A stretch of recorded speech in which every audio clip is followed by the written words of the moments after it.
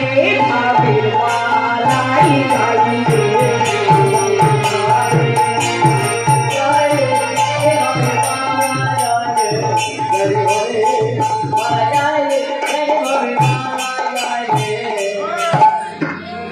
তাহলে ভক্তগণ এই জয়দেব লীলা শ্রবণ করতে গেলে আগে জানতে হবে এই জয়দেব পূর্ব জন্মে কে ছিলেন, তিনি কোথায় জন্ম নিয়েছিলেন, তার পিতার নাম কি, মাতার নাম কি, কত বছর বয়সে তিনি মাতৃহারা হয়েছিলেন এবং কেমন করে তিনি পিতৃহারা হয়েছিলেন, ভগবানের অনন্ত কোটি লীলা কোন লীলাটি তিনি লিপিবদ্ধ করেছিলেন, এতগুলো কারণ আমাদের জানতে হবে। তাহলে ভক্তগণ এই জয়দেব পূর্ব জন্মে ছিলেন মান্দাতারে পুত্র রাজা মুচকুন্দ। তখনকার দিনে দেবতাদের সঙ্গে বাবা দৈত্যদের যুদ্ধ শুরু হয়েছিল, প্রায় 100 বছর ধরে যুদ্ধ করে যাচ্ছে।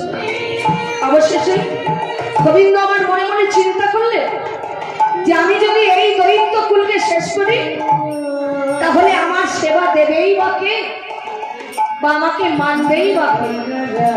তাই গোবিন্দ আমার করলেন কি, রাজা মুচকুন্দকে স্মরণ করলেন। মুচকুন্দ, বলুন প্রভু আপনি কেন আমায় ডেকেছেন? আমি কেন ডেকেছি জানো? তুমি দৈত্যদের সঙ্গে যুদ্ধ শুরু করো।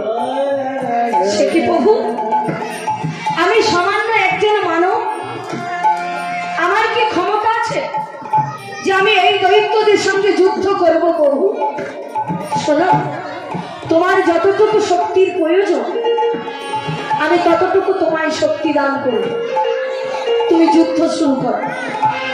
এমন সময় ওই গোবিন্দের কথা অনুযায়ী রাজা মুচকুন্দ দৈত্যদের সঙ্গে বাবা যুদ্ধ শুরু করলো।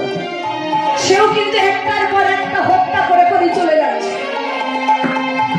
অবশেষে গোবিন্দকে স্মরণ করে বললেন, গোবিন্দ হে, আমি আর যুদ্ধ চাই না প্রভু, এবার আমি শান্তি চাই। বলো বলো তুমি এখন কি শান্তি চাও? আমি কি চাই জানো প্রভু? আমি এখন নিদ্রা যেতে চাই। বলে শোনো, এখানে তুমি কিন্তু নিদ্রা যাবে না, তুমি নিদ্রা যাবে ওই গমনগিরি পর্বতের গিরি গুহাতে। অসময়ে তোমার যে নিদ্রা ভঙ্গ করবে, তোমার দৃষ্টিতে সে একেবারে ভস্মীভূত হয়ে যাবে। গোবিন্দের কথা অনুযায়ী ওই গমনগিরি পর্বতের গিরি গুহাতে রাজা মুচকুন্দ শয়নে রইলেন। এমন সময় কাল যেমন মনে মনে চিন্তা করলেন, গোবিন্দ তোমাকে এখানে কেউ পরাজিত না করতে পারলেও আমি তোমাকে পরাজিত করব। তাই গোবিন্দ মনে মনে হাসছেন, কাল যখন আমি সব সহ্য করতে পারি, আমি কিন্তু কারোর অহংকার সহ্য করতে পারি। তাহলে দেখো কে কাকে শেষ করে। তাই গোবিন্দ ছুটছেন কোথায় না, সেই গমনগিরি পর্বতের দিকে। কাল যেমন বাবা পিছনে পিছনে যাচ্ছে। যেতে যেতে গোবিন্দ করলেন কি, নিজের অঙ্গের নীল বসনটি রাজা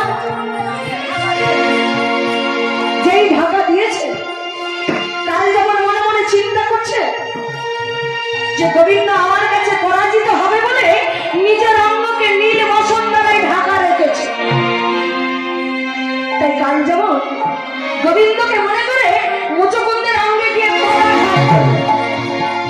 যেই পদাঘাত করেছে, সেই ভাবটি দেখে ভাবুক পদকর্তা লিখছে, বলি হতো পদা খায়ে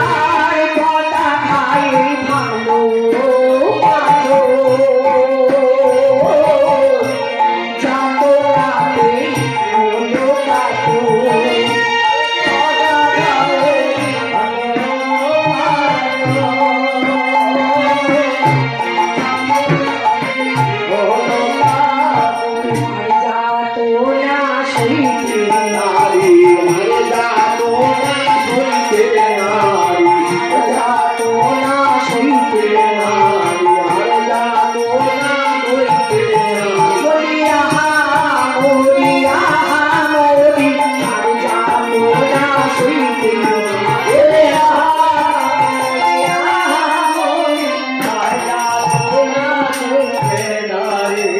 রাজা মুচুকুন্দ মনে মনে চিন্তা করলেন কি যে আমার অসময় নিদ্রা ভঙ্গ করলো কে।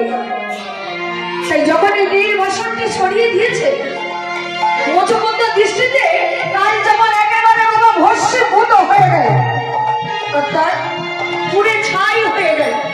এমন সময় গোবিন্দকে স্মরণ করে বললেন, গোবিন্দ হে, আমি আর যুদ্ধ চাই না প্রভু, এবার আমি শান্তি চাই। বলো বলো তুমি কি চাও? প্রভু আমি কি চাই জানো?